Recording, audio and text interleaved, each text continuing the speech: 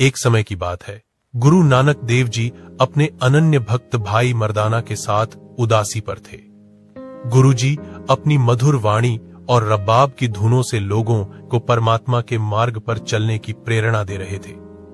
यात्रा के दौरान भाई मर्दाना ने कौतूहलवश गुरुजी से पूछा, हे गुरुवर, मनुष्य इस संसार में धन, दौलत, परिवार और मान सम्मान के लिए दिन रात भागता रहता है। अंत समय में जब आत्मा शरीर को त्याग देती है तो उसके साथ क्या जाता है? धर्मराज के दरबार में उसका न्याय कैसे होता है?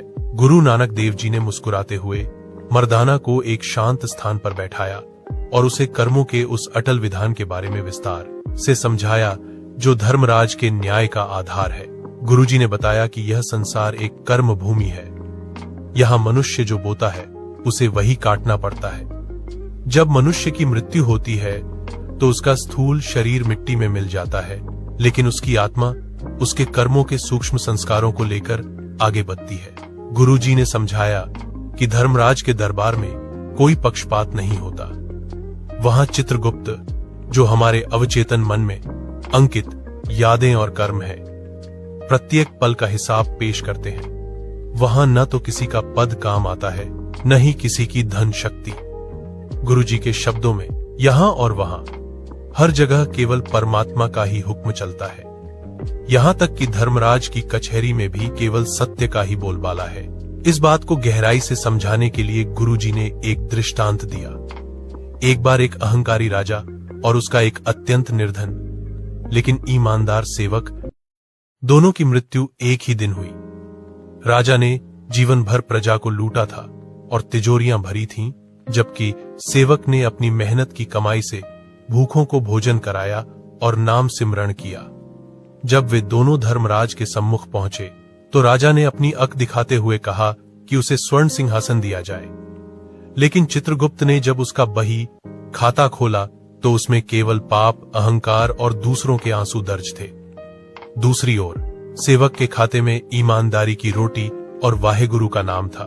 धर्मराज ने राजा से कहा, यहां तुम्हारे महल और सेना नहीं है, यहां केवल तुम्हारे कर्म ही तुम्हारी मुद्रा है। राजा को उसके कर्मों के अनुसार दंड मिला, जबकि सेवक को प्रभु की दरगाह में मान मिला। सच्ची कमाई, नाम और किरत।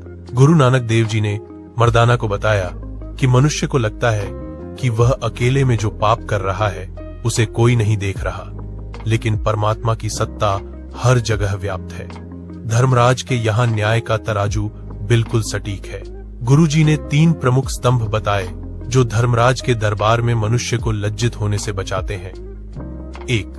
किरत करो, अपनी मेहनत और ईमानदारी से आजीविका कमाओ, किसी का हक न मारो। 2. नाम जपो, उस अकाल पुरख को हर सांस में याद रखो, यही वह नाम है जो यमराज के दूतों से रक्षा करता है। 3. वंड छको, जो कुछ भी तुम्हारे पास है उसे जरूरतमंदों के साथ बांट कर खाओ। गुरुजी ने स्पष्ट किया कि धर्मराज का डर केवल उन लोगों के लिए है जो अधर्म के मार्ग पर चलते हैं।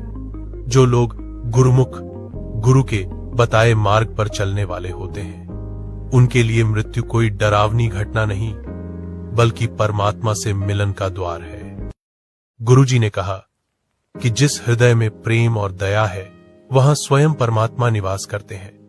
जो व्यक्ति अपने अहंकार को मार देता है और सबको एक समान समझता है, धर्मराज भी उसके सामने नतमस्तक होते हैं। शिक्षा यह विस्तृत कथा हमें निम्नलिखित महत्वपूर्ण बातें सिखाती है। कर्मों की अमरता। इंसान मर जाता है लेकिन उसके कर्म कभी नहीं मरते, वे साये की तरह आत्मा के साथ चलते हैं। ईश्वर के न्याय में राजा और रंक के लिए अलग अलग नियम नहीं है। यह मानव जीवन हमें केवल माया इकट्ठा करने के लिए नहीं, बल्कि नाम की कमाई करने के लिए मिला है। निष्कर्ष, गुरु नानक देव जी की यह वाणी आज भी उतनी ही प्रासंगिक है। वे हमें सिखाते हैं कि यदि हम चाहते हैं कि अंत समय में धर्मराज के सामने हमारा मस्तक ऊंचा रहे, तो हमें आज और अभी से अपनी सोच और कर्मों को शुद्ध करना होगा। अगर आपको यह साखी अच्छी लगी तो कमेंट बॉक्स में वाहेगुरु जी जरूर लिखें।